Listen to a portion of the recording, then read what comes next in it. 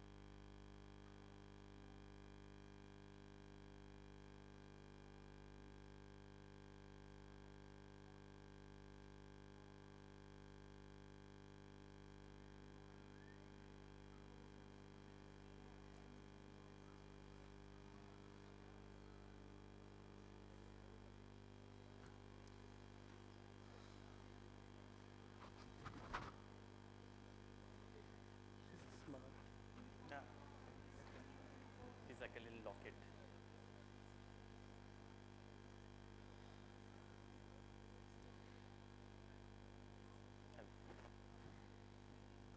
Good? Can you hear? Okay, very good. Welcome, all of you. Thanks, so many of you, for showing up today. I know it's been a very wet day. Venues have been shifted around. I don't know if all of you were planning to come to this session, but even if you're not, stay. It's going to be fun. You know, this Devdutt has promised to sing.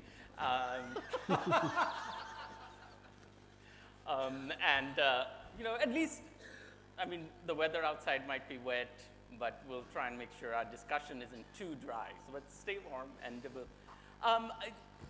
since the idea of this panel was Tales They Don't Tell Us, I thought I'd start by asking each of our panelists, who have actually come from all over the world, and between them, there are multiple books, films, television, many nominations and prizes. So it's a very distinguished panel, but we've sort of roped them in for a very particular session about tales that they don't tell us. So I'm glad they all could come. So I thought I'd start by asking them about tales that they don't tell us. And maybe I'll start with you, Sarah. And since you had originally studied some 19th century LGBT work in 19th century literature, before you were writing your first book, Tipping the Velvet, when you were just researching it, I assume there's a lot of stuff in there about the Oscar Wilde trials and things like that. But in terms of other stories, lesbian stories, how much stuff was there, and how much tales they don't tell us did you have to read from between the lines? Yes, no. I mean, it's absolutely right. I only started writing fiction after I'd worked on a PhD thesis which looked at lesbian and gay writing in the UK from the late 19th century onwards. And I could see that there was this really fascinating stuff that was known in academia about the gay underworlds of London, for example, about things surrounding the trials of Oscar Wilde. And it was, as you say, very male. And I finished the thesis wanting to try and write a historical novel that might uncover, but also imagine some history for lesbians in 19th century London. And that, it was exactly that mixture that sort of interested me, really, uncovering and imagining. Because, you know, we don't know much about lesbian and gay history in the UK. We know more about male history because for a lot of British history, male homosexuality was criminalized, so men left a mark. If they were arrested, or as sometimes happened, executed, they left a mark on the historical record female homosexuality has never been illegal in the UK, and so it's often sort of hasn't left much of a mark on the historical record. It's sort of overlapped with women's history generally, and has been a bit invisible. And of course, for a historian, that's frustrating, but for a novelist, it's actually a bit of a gift, because it gives you a license to make things up. So I always saw Tipping the Velvet.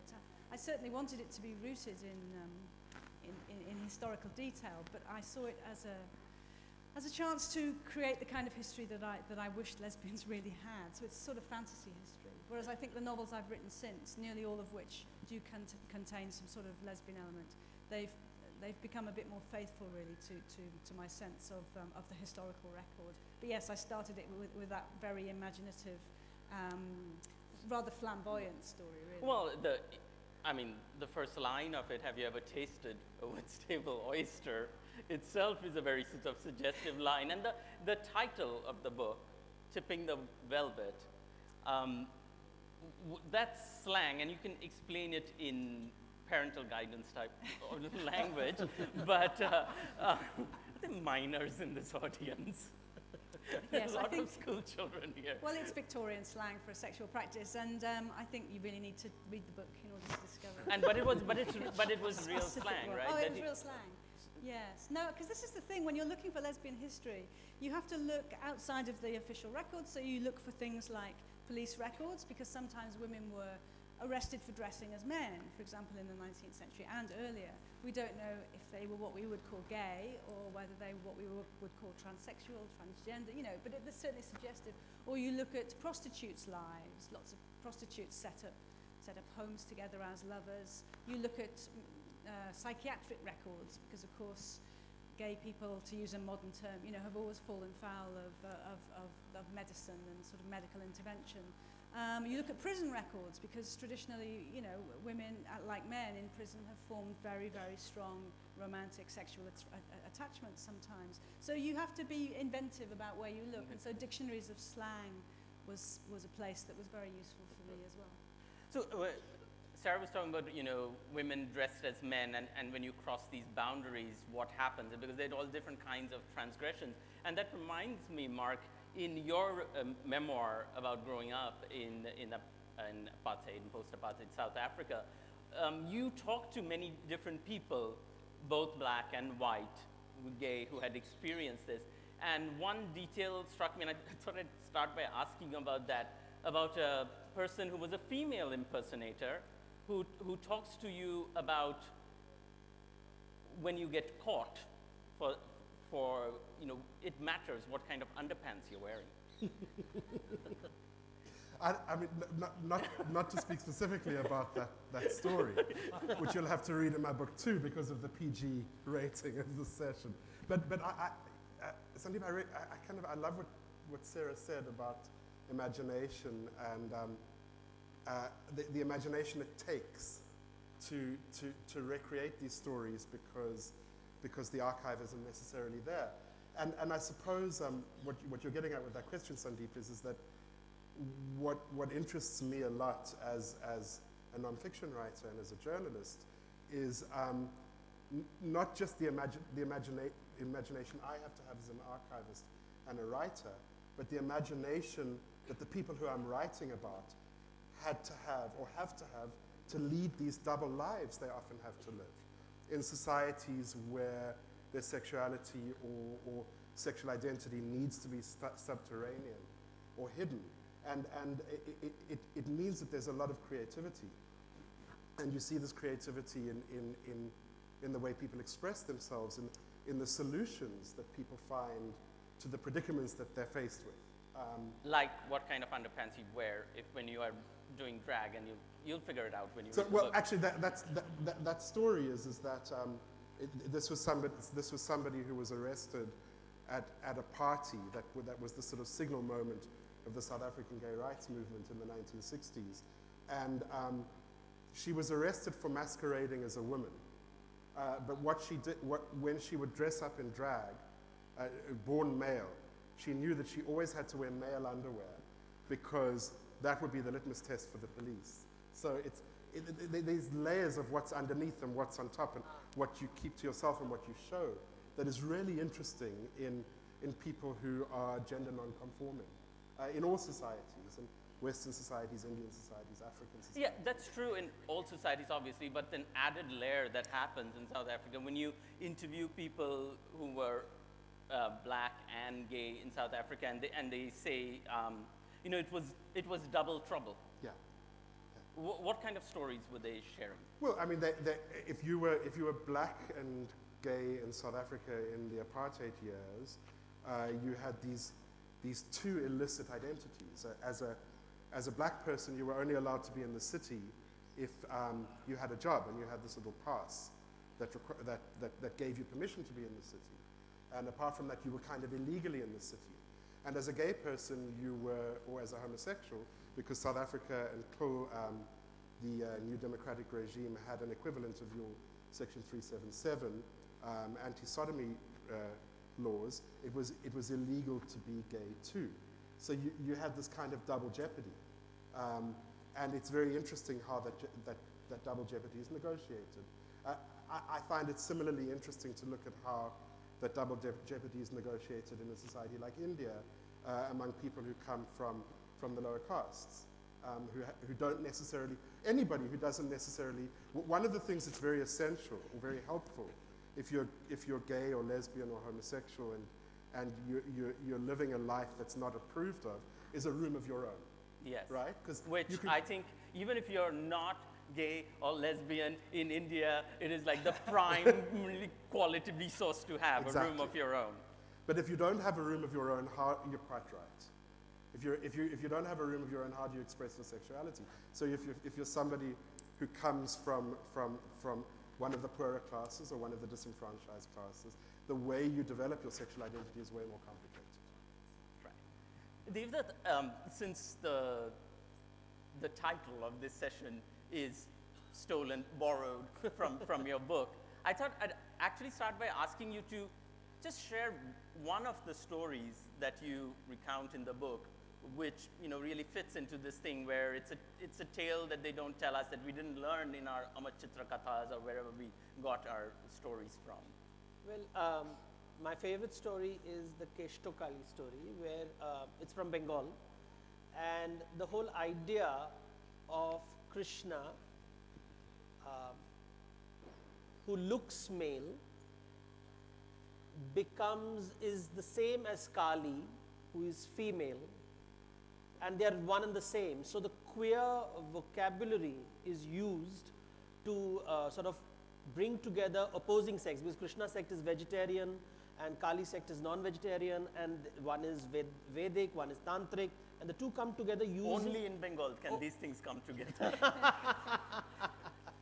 So the story is very interesting. The story goes that when Kali is standing on top of Shiva, and then they copulate, and then at one point Kali says, but I have to go down to earth and I have to solve the problems on earth, so I'll go down and I'll change my form. I will not be a woman, I'll be a man, I will be Krishna.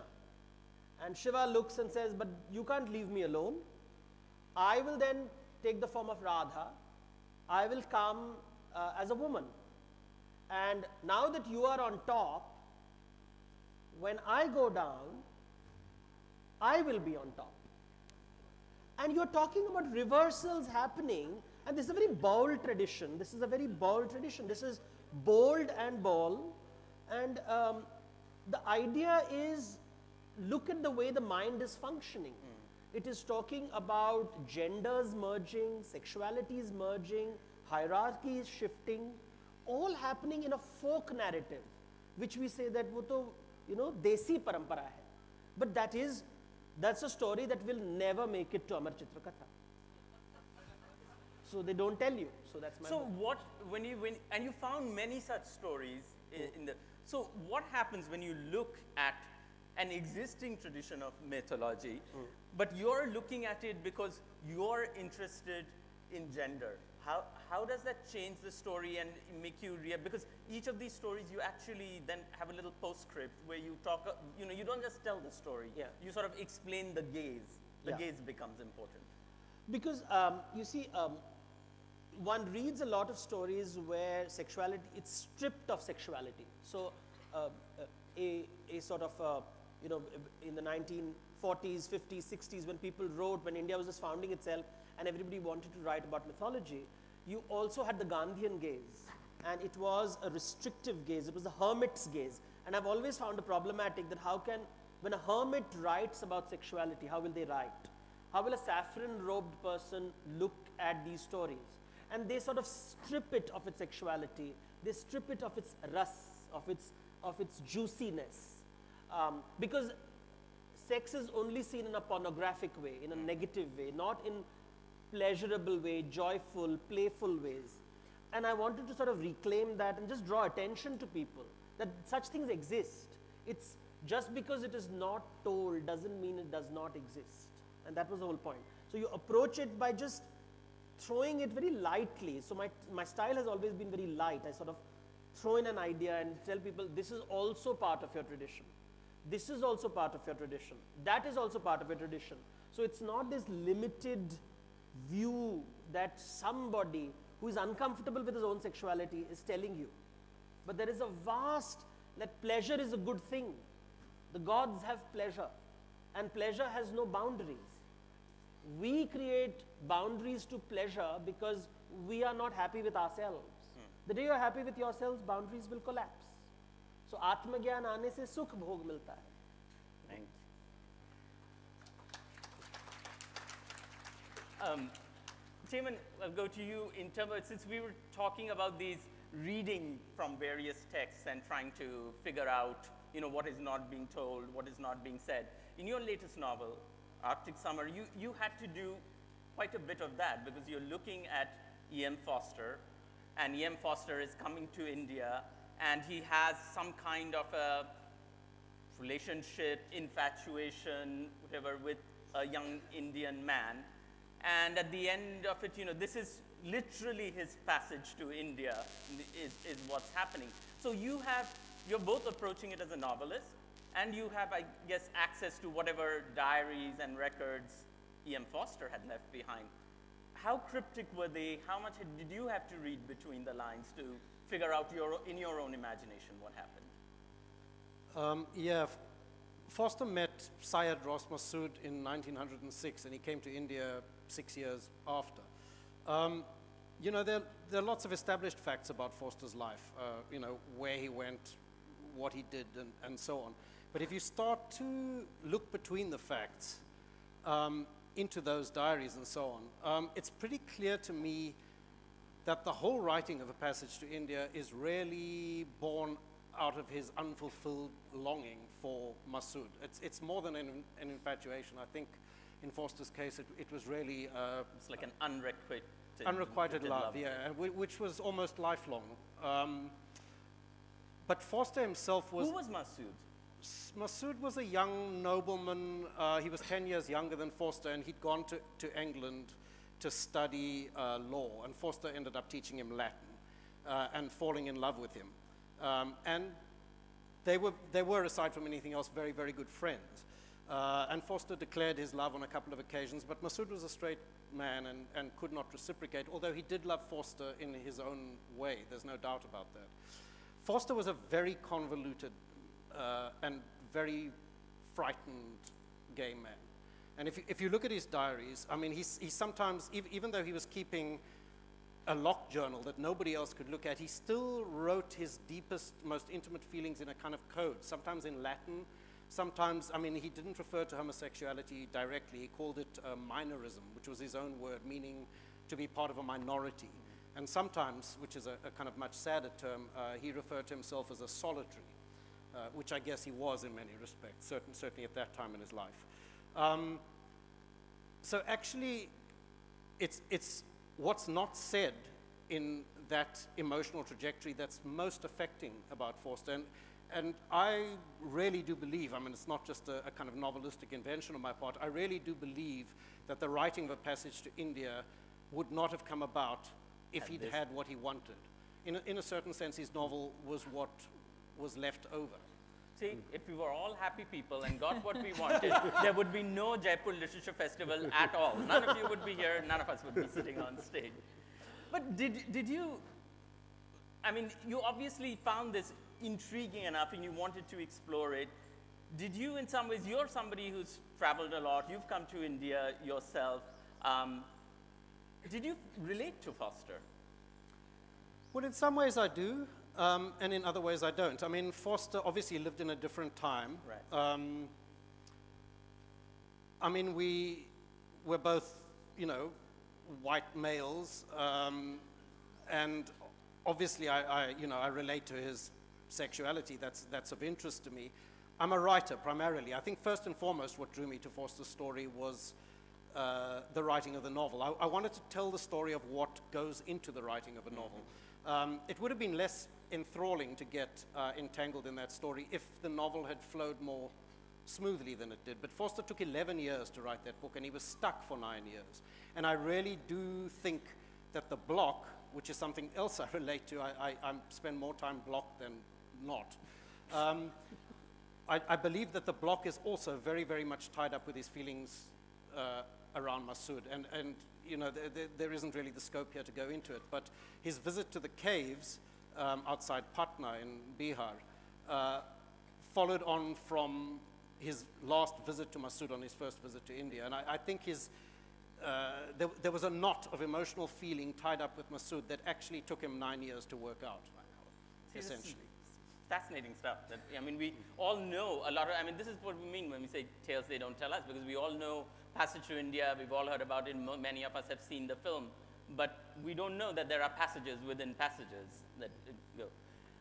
Christos, in your case, when your first book came out, Loaded, and how old were you then? I was 27. 27, and you're of Greek, Australian heritage. You're growing up, you know, Foster says it suffers from minoritism. You have this whole, you know, you're like minorities within minorities in a place like Australia. And yet you write this book, Loaded, which is this very intimate focus on the life of this young man, Ari, who's 19, 20 years old, is not showing particular ambition in life, wants to mostly drink, he does drugs, has sex, you know, with men, not necessarily looking to settle down, fights with his parents.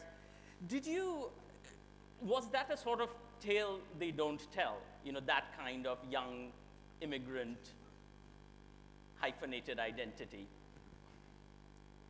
Yes, it certainly felt like at that period where I was writing in the mid-90s that wasn't a story that was circulating, you know, at least in Australia. I have to say something, because when we were talking together, Sarah and I were talking and said it's 20 years since we began writing. Yeah. It's close to 20 years since I made that decision that I'm going to be something called a writer. I had no idea what that meant, no idea at all. But I thought I was deeply unhappy. I have to change my life. I have to make writing the thing I do. At that point, I wanted to tell the story of this young adolescent boy who was brought up in a world, in a migrant world that was somewhat Australian, somewhat Greek, something else. I wanted to find a language in English that was able to translate some of the experiences that were part of my life. I didn't know if I was ever going to write another book. You don't know Right. that until you finish your first book, I think. Until you've actually finished it, if you've got it becomes this thing that you can say to your family, to your friends, to your lover, to whoever, this is a book. You don't know if you're ever going to do it again. So I thought, I'm just going to put all of my world into Loaded, because I don't know if I'm ever going to have another chance.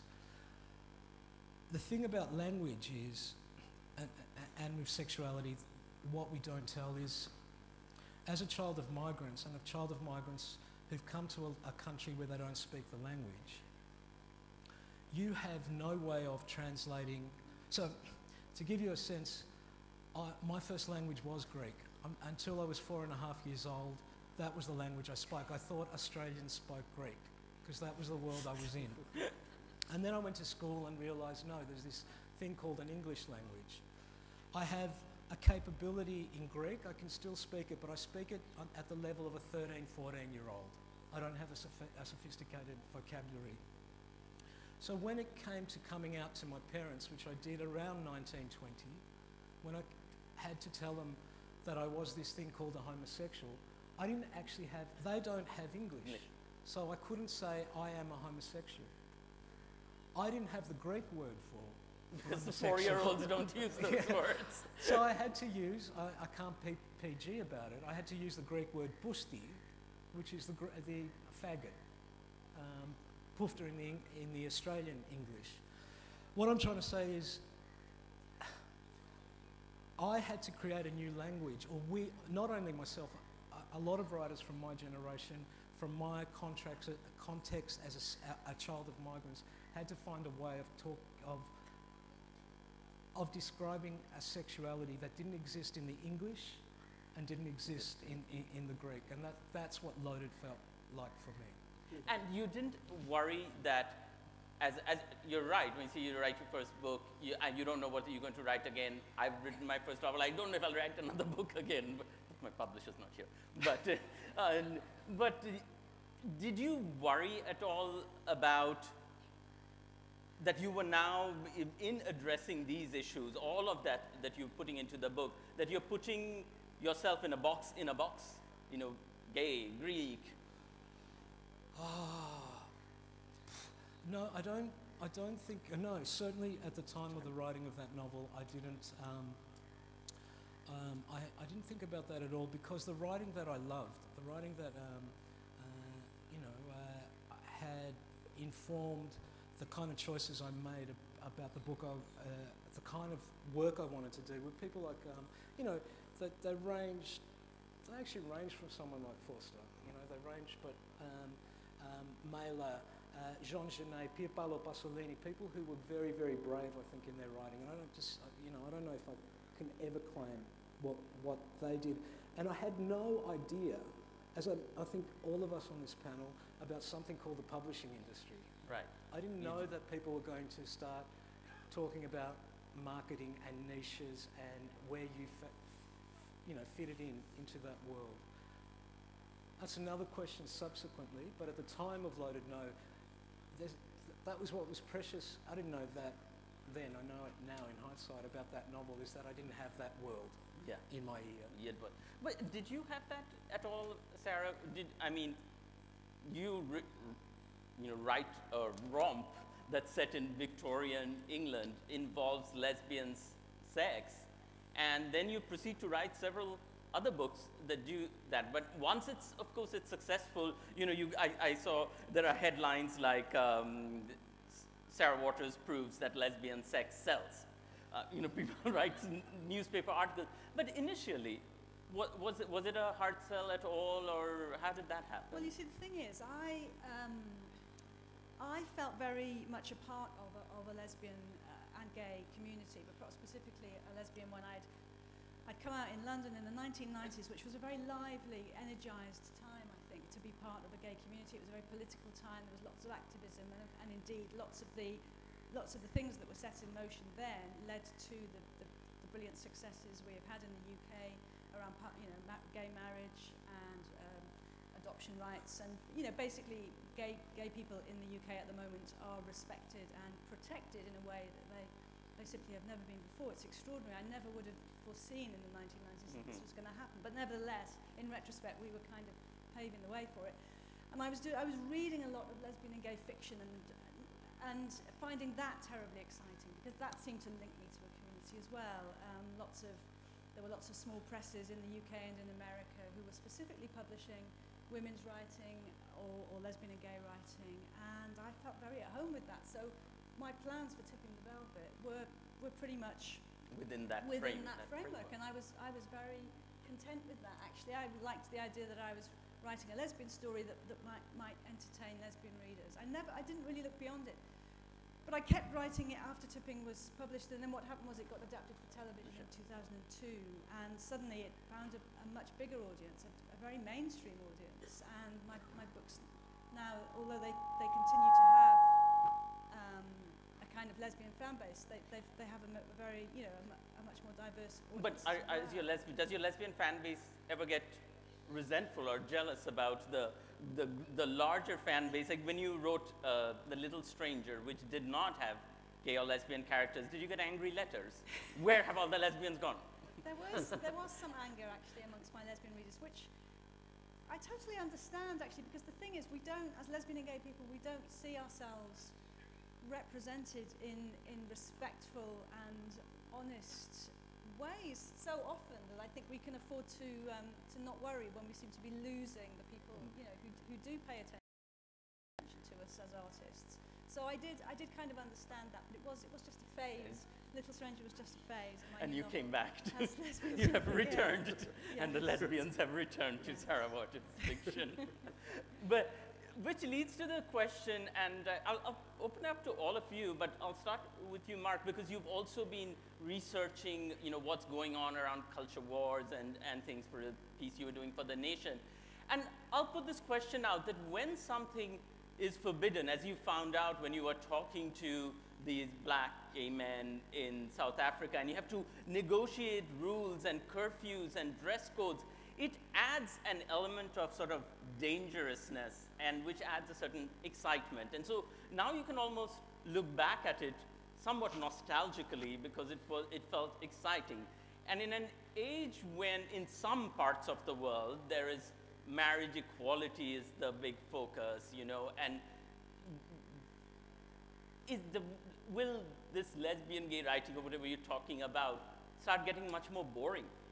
It's a great question, Sandip. What you were referring to is the book I'm researching now, which is called The Global Sexuality Frontier, and is trying to understand, I mean, Sarah said that she could never have imagined 20 years ago how different British society would be, and I imagine that many of you might feel that way about India too. If one thinks about the fact that we're having a panel discussion like this in Jaipur, it's quite extraordinary. I know there was one all of you are 2 here. years ago, but this is something which is spoken about now. It's a new global conversation that has never been had before, and there's consequences to that, because a whole lot of practices that were previously sort of hidden and accommodated have now been brought to the surface. And as a consequence, in parts of Africa, for example, there's terrible conflict, even social crisis, because there are ways that people could kind of live beneath the radar, get married, have kids, but deal with their desire on the side. But now there's this notion, which is quite frankly a Western liberal notion, that being gay or being lesbian is my identity. It's not just what I do, it's who I am. And I can claim some rights on that basis. This has become this is affecting the sort of the way people are living and thinking globally. And what's really interesting to me is in a place like the United States or Britain, where gay has become the new normal, where if you come out as gay to liberal parents in New York or in London, your parents will probably say to you, "That's wonderful. This is what we fought for." You know, you can join the army, you can have children, you can get married. You're one of us. All the boring things that we were forced to do. So, you get to do. But there's something to be said about that. So much of youth culture and rebellion is about defining yourself against the values of your parents. So what do kids do in Western society where gay is now the new normal? And what's really interesting is how in the United States particularly, this gender queer movement has come about, where a whole bunch of kids, once they've come out to their parents as gay or lesbian, and their parents have said, "Great, honey, you know, now we'll have more cred at our liberal church." What's happening now is kids are saying, I'm not gay, I'm actually genderqueer. I'm neither male nor female. From now on, you will call me they. And this is happening. I don't know if how many of you, there was a really fascinating piece in the New York Times Magazine recently about how challenged women's colleges are in the United States by this breakdown of what is male and what is female. Not just transgender people, but people are saying, I am neither. No. And that is the new challenge, and that's the future. I think we're going to see more and more of a movement, a youth movement around challenging the gender binary now that the battle on sexuality seems to have been won? Well, in Bengali, I am Bengali, I think we're already sort of ahead in this gender queer thing because we don't have he or she. We refer to everybody as she, and the verb doesn't change. So we're like all set. We don't have to say they. We're going to be, but, and it struck me, I mean, it's very funny when you say that because I lived in America for years, and when I first went there, 10 years ago, the Pride Parade in San Francisco was an enormous deal. And you know, Desis would come up from San Jose to watch this parade and drag queens and enormous pomp, and people were all dressed up. A few years ago, I was watching the parade with some friends, and they said, have you noticed that the most flamboyant people in this Pride Parade are the people who are watching from the sidelines? The ones in the parade are all gays and lesbians in sweatpants, pushing their children along in their perambulators, and it's like we've like switched roles in terms. But it leads to the, I mean, I think Mark is making this really good point about this notion of the binary, gay, lesbian, out, not out. And we've, especially on television here, we've adopted this a lot, you know, like even very supportive programs are all about sort of coming out in this struggle that's going on right now around 377. How do you think these fit into when you look at the fluidity of our own traditions, which you talk about because a lot of the stories in your book are not traditionally gay or lesbian, but they're more about gender transformation. Yeah, you see, any form of structure in Indian thought is seen as temporary. And all structures are temporary, and everything that is temporary is not wisdom. Because wisdom is to see what is continuous and free-flowing.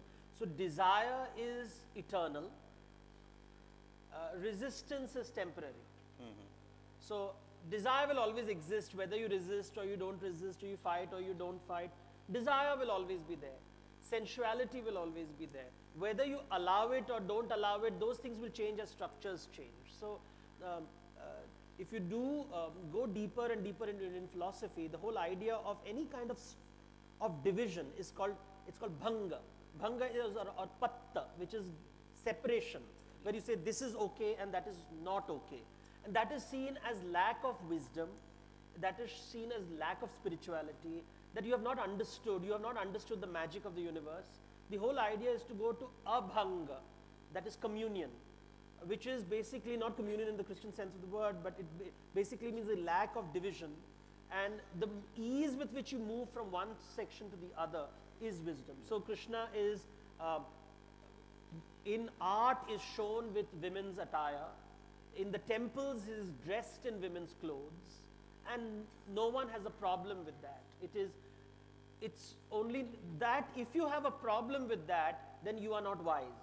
Then you have not reached. But wisdom. is that still true, or do you see around you much more pressure to define yourself in a certain way? I think as we become a nation state, we are obsessed with wanting to define ourselves. We are suddenly this obsession where we also want to be fundamentalists. We also want to be terrorists. We can be. Why can't we join the club? And it's like rather silly, petulant children who want a toy. Because that's not the, family is the primary structure in India. If at all there is a structure, it's not a collective structure, family is the primary structure. And if the family is okay, then everything is okay. Because I remember somebody once told me that in an Indian context, coming out meant, you know, in an American context, coming out meant you stepped outside the family structure, you got that one-way ticket and you went off to somewhere. But in Indian context, coming out means the whole family went into the closet with you. That's brilliant. I'm really interested to hear you say that. I phoned my mother just yesterday and she said, what's India like? And I said, it's just like Greece with a billion people. Just that notion of family is central, I think, to how I understand trying to write sexuality and gender, because for me then that relationship is really crucial. And one of the problems I have with the Western liberal notion of how we assert identity is that it asks you, or I felt like it asked me to separate myself from family. And I don't... Louder. I was saying that one of the problems I had with, and I think that is being dual culture. There was almost a sense I had that to assert an identity as a homosexual man meant that I had to cut myself out from family. And I think my work is all about family. I think if there's a theme that spreads through all those novels, it's about how do I challenge that, question that, push that, because I don't think I don't want an identity that is outside family. I want to interrogate family. I want to ask what family means, but I don't know how to live outside family, and I know I don't want to live outside family. Damon, where do you weigh in on this family? And you've in South Africa, and you've traveled a lot to India. You've sort of seen, how do you weigh in on this thing about family and how the pressure to define yourself in terms and people looking at your work and then using your work to put you in a certain box? Well, I might answer that at a slight tangent, actually, with a kind of question, if I may. I'm slightly, I feel behind Mark on this issue because maybe I'm just so totally steeped in Western liberalism, but I find it hard to think of being gay without it being attached to the notion of an identity.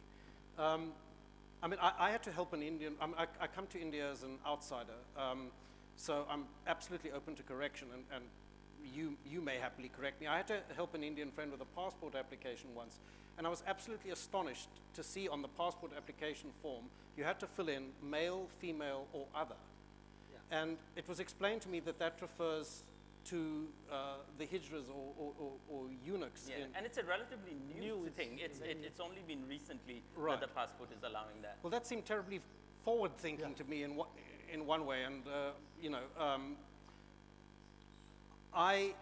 my understanding, and again, I really want to stress I'm coming to this as an outsider. My understanding of how India has approached this question is that the gay men that I've met in India, I haven't met any gay women or none that have declared themselves to me, can only kind of think of themselves as gay by attaching themselves to a group like that.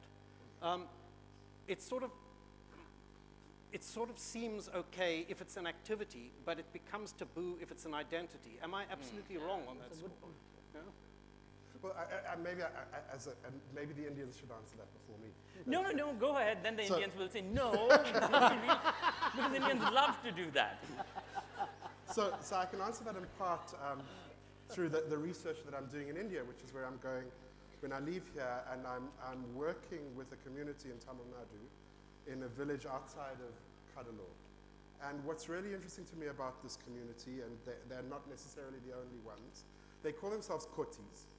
And kotis is a subcultural word which means, it can mean anything from a feminine gay man to a passive male person in the sexual act. It can mean a whole lot of things. These people call themselves kotis. They've never heard the word gay before. It doesn't exist. For them, when I went to see them, it's a fishing village, they're rural people. When I hang out with them, they call me an official koti or an English koti. That's their word for gay. And what I find so striking about them as a group is that they're trying really hard to find a destiny for themselves different to the destinies that an older generation might have had. The one being, because I'm effeminate, I have to get castrated and join another whole society called hijras. I have to be chucked out of my family and have this other family with gurus and chelas and jamats and become a hijra. Or the other destiny is I have to get married and have children and do my stuff on the side and grow my moustache and wear shirt pant and be a real man. And neither of those is them. They also want to stay in their communities, and like you, Chris, want to be with their families, and they don't have the education to go to the city, to go to Chennai and Bangalore and work in a call center where all that matters is what your voice sounds like, not how you look. And where, therefore, there's big gay subcultures in the BPOs in India. They need to stay in their families because their families support them, and they support their families. So they're trying to find the way of remaining in their family, in their community as kotis. And the way they're doing it is through faith. This is what I wanted to come to. So and I'd be very interested to hear Devdutt's approach. And they worship a deity called Angalaman, which requires them to dress as female. And they bring that deity into their village. And they're the sort of intermediaries for this deity in their village. And in this way, they're gathering some kind of social capital. And I find that fascinating. And a totally non as you and I, Damon, as two white Jewish South Africans might think of gay. It's an entirely different way of putting together sexuality and gender. But still an identity, no? It is an identity, yeah. Yeah, you see, you know, there was a whole bunch of people saying that it is not part of our culture. You know, when you're talking about homosexuality, one has to sort of, for the sake of convenience, separate gay behavior, what we consider gay behavior today in the global village, and transgender issues. And India has always had a transgender tradition locked within the caste structure. So they are accepted, but they're outside. They are marginal. They are not mainstream. Let's clarify that.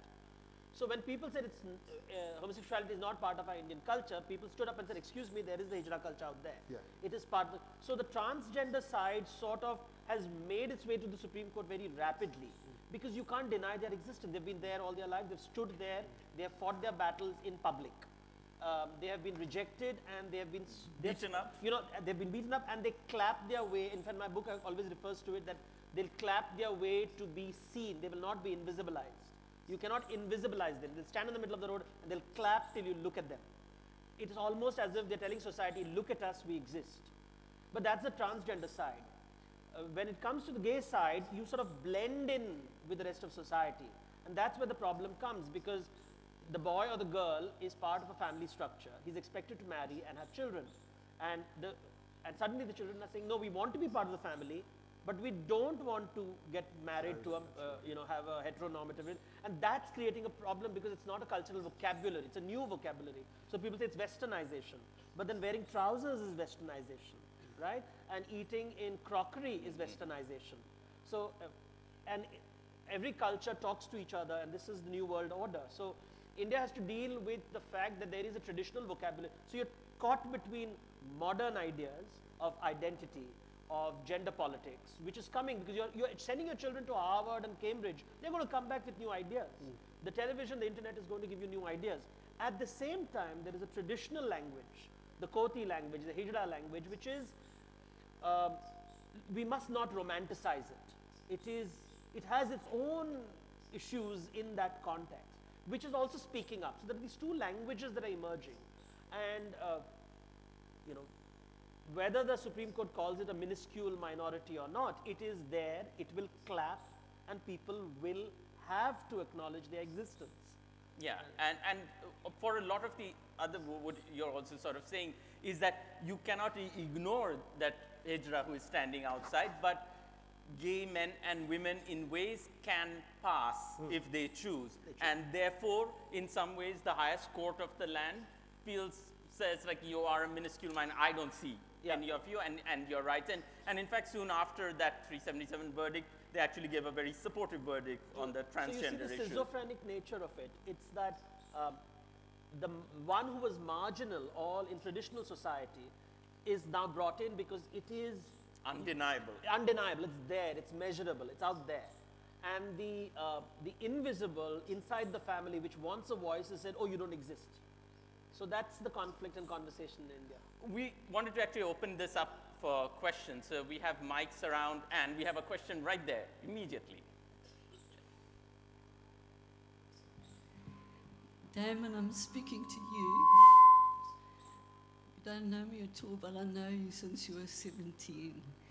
And during the festival, I've heard many writers applauded because they were famous already in their 20s. But this young man at the age of 17 wrote a play set in very strict apartheid South Africa. It was the 80s, and it was rooi gevaar or swart gevaar, which meant red communism or black. I don't know where to hold this, sorry. I competed against you in a Saki competition. And Saki stands for the South African Academy of English Education. Next to me is a young lady who was in the play competing against you. You wrote your And you play. reunited in Jaipur. You wrote the play, you directed it, you won hands down. And I've been following your literature ever since. And I think Letitia, your English teacher who died so tragically, would have been very proud of what you're doing. And I'm very interested that you noticed that word eunuch, because when you were 17, I thought it was fascinating that a schoolboy could pick up those horrible, horrible things that were happening that were kept quiet from all of us. But you knew about it. You knew what was going on. Well, I'm torn between saying thank you for the compliment and I'm sorry I beat you in the play competition. Thank you. Nice to see you again. Other questions? There's one at the back. First of all, Mr. Pattanaik, huge fan of yours. Really, you are incredible. My question is like, there is a country called Thailand, and very popularly there are a group of people who are known as ladyboys in Pattaya city. Yeah. And they do very well for themselves, and the government supports them, and there is a very fascinating show happens every evening, which is like on the itinerary of any country, people traveling there. Do you think giving more recognition to the hijras in India, something can be done for them also? Well, I think there was a talk of giving them reservations, and now the government is finding it tough to actually implement it. So noble ideas, but actual implementation comes with its own set of problems. It's like how many people will be comfortable having a hijra coming to their house and just cooking food for them. A simple thing like that would be very problematic to a lot of people. Right. Yeah, so it's not, many ideas are noble, but when it comes to actual implementation, all kinds of issues come up, class, caste, social issues, gender issues, sexual issues. So it's a good idea. Nobody will say it's a bad idea. I don't know how implementable it will be. Because we often see them on when there is a baby born or there is a marriage, and Right. they are welcomed very well that time. And in fact, people think their blessings means a lot. But only for that, Only brief that. for a moment. It's a ritual, it's a ritualized, I don't think many gay people would like if they're invited for birthing showers and, oh, come and bless the child. I think that, you know, the gay people would find it, won't like that. So you see, there is a and language. Many gay people that I grew up around were actually terrified of hijras because they were the closest thing to other that they knew, and they were afraid to be clubbed with together. hijras. And No, but let me tell you a story in response to that. Somebody else I'm writing about from Bangalore who is transgender, middle class, very educated, software engineer, was poached from Google, our sponsors here, by Infosys, an Indian company, and because she's such a great software engineer, even though she was born a man and thinks of herself as a woman, so might be seen as a freak or an outsider in that way. And the way that Infosys poached her was by offering her gender transition, free gender transition. Society changes, and there's a question about what the relationship is between legal change and social change. So there is this new extraordinary ruling from the Indian Supreme Court on transgender rights. On transgender rights. And as a result, and that follows what's already happened in some states like Tamil Nadu, where there is a transgender welfare board, and where transgender people are registered as backward castes. And the question is, can that be implemented in such a way that employment policies change, that admissions policies change to institutions of higher learning, so that even if you consider yourself to be transgender, you don't need to become outcast as a hijra, but you can remain within society as a productive member of society. Other questions? There's one back there, and then there's this person with the blue scarf. Mr. Pattanaik, again, huge fan of yours. Thank you. In your work, Jaya, you have described how Draupadi is, in many titles you have said how she's being divided by her all four husbands, the for the Pandava brothers. And I've also heard that even today, in many marriages in India, I don't know if I have read it in your books or someplace else, before a woman gets married to her husband, there is still a ritual where she is married to 3 or 4 gods before she gets actually married to her husband. So can this be an example of a story which is not being told openly, but people still abide by it even today itself? Only scholars will know that. So it's not a story that is not told, because rituals come and go and they die and change over time. So in the modern society, all marriages take place on Sunday between 9 and 10, between 3 television programs. So nobody really bothers, and it's a big joke in India that when the marriage is taking place and the priest is telling the Sanskrit mantras, you don't know whether he's talking about marriage or funeral, because the language is exactly the same. So you really don't care because you're getting married. And but when you go deeper as an academic, when you start studying, it's the same thing though. Yeah, it is.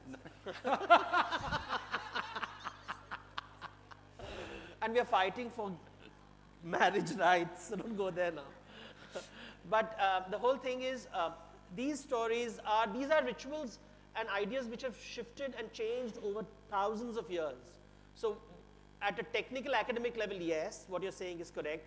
Traditionally, there were these 4 marriages that take place in a Vedic marriage before a woman is given in marriage. But I don't think nowadays even women like the idea that they'll be given as kanyadan, being given as an offering. I don't think I want to stand up and say traditional society said you are an offering. I'll be lynched. So and it's going to be much more complicated when, you know, same-sex marriages start happening. Yes. Who is going to give whom? Who is going to give whom? Who is walking in front? I've always said, you know, I have always said this country, what it's waiting for, it understands marriage, and what it's waiting for is the gay arranged marriage. That will be the best. It's coming. Don't laugh. It's coming. It's coming. Other question. There's a question way back there.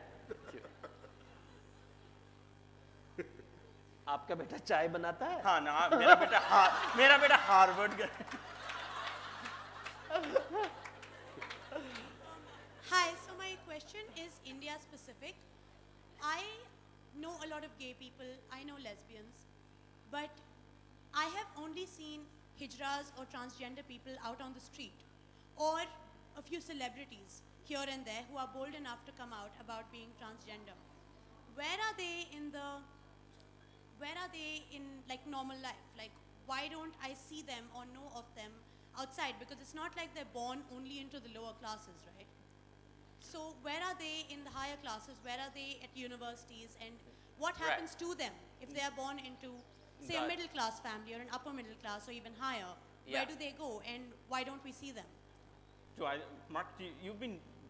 Yeah, I mean, just again, and my knowledge of India is really small, so I defer to people who know more than me. I gave you the one example of this young woman who's there, but you might not know she's there because she lives as a woman, and because she has access to medicine and biomedical technology. She's had surgery and she takes hormones.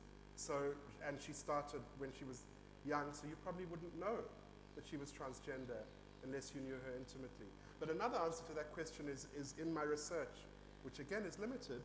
I've met many people, or some people who have become part of the Hijra community, even though they come from middle-class, educated environments, because their gender non-conformity, the fact that they were effeminate, got them to be chucked out of their families.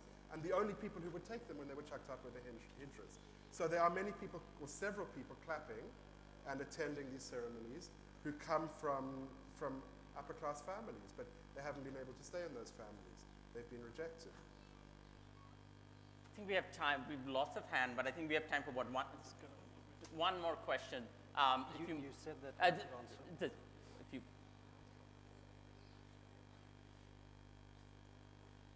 My question is that India is a country where homosexuality is still frowned upon.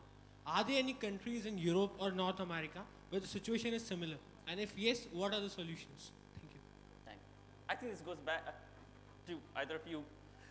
Well, you're the European representative, right? Well, actually, I did want to say earlier, there is still lots of homophobia in the UK. You know, we have all these legal protections There's a wonderful gay bookshop in London called Gay is the Word, and it's been there for many, many years. Every morning, their first job, they lift the shutters and they have to clean the spit off the window. And this is in King's Cross. This is a wealthy, trendy area of London, and yet, you know, it still attracts this sort of attention. And certainly in the US, as perhaps we all know, feelings about homosexuality feel very polarized, don't they? There's deeply, deeply, deeply conservative states, deeply religious areas that are virulently homophobic, and that, you know, that doesn't seem to be changing. That seems to be worrying. I worry, just to your question, my friend, I think that I worry sometimes about that polarization that Sarah's been talking about. And it's interesting because I know, you know, this is my first time in India to hear this conversation. The polarization does seem to be happening along class. If I, you know, when I think about the European and the American and the Australian context. I think in Eastern Europe, there are some nations where the question of homosexuality is really difficult and highly, Poland, Hungary, those kind of places, where you're not going to get the kind of conversation I, as an Australian, am having, Sarah, as a British person, is having. I still think that that's a fault line. And I know, because my heritage is Greek, I know in Greece that even though the law has changed, there's so many things to be positive about. There are really strong fundamentalists and right-wing groups, including, for the first time in a long time, a fascist party that is very, very virulently anti-gay and lesbian and transgender and wants to return to a different kind of state. You go ahead. So two quick responses. Firstly, this meeting could not happen in Russia. We would all be arrested because we'd be practicing propaganda, because there's a law in Russia that says that you cannot talk about these things in the presence of minors, and if there isn't a minor here, the authorities would, you know, find a minor, place a minor here, and the meeting would be closed and we'd all be locked up. But that's new in Russia. That's a kind of response to the liberalization that's coming from the West. I suppose one way that the European or Western, the Western European, as opposed to maybe the Greek European or Eastern European model, is more difficult, is that the Western model, which is characterized by Harvey Milk, the great gay rights campaigner in the United States, is come out wherever you are. The way we're going to change this battle is by people knowing your sister's a lesbian, your colleague is gay, your grandmother's a lesbian, your daughter is gay. And that's easy in a society where family has different meaning. In societies where family is central and where you have to stay within your family, not just for emotional reasons, but for economic reasons, that's a way more difficult struggle. You know, in the United States, people went to San Francisco or to New York. You can do that now in India, and you know, Bangalore and Chennai and Hyderabad and Mumbai are cities where there's big gay populations, but people remain connected to their families. Gives a whole new meaning to the word getting Bangalore. But you wanted a last quick, you wanted last quick comment, because we really have to end the session. You know, it's a tragedy in India is that the moment a young man or woman comes out to his family, the first thing he'll be told is, don't tell others about it.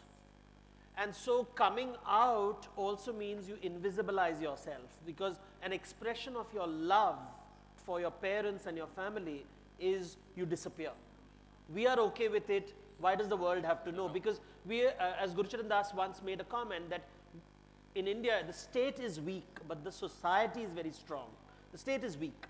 And that's the situation in India, because if you love, sadly, you can't talk about it. But we did, and all of you listened. So I thank you all for coming, and I thank our panelists for joining us. Thank you very much. The session's over. It was Coming Out Tales They Don't Tell. On stage were Mark Gevisser, Sarah Waters, Devdutt Pattanaik, Damon Galgut, Christos, Tsoilkas, and the moderator was Sandip Roy. Thank you very much.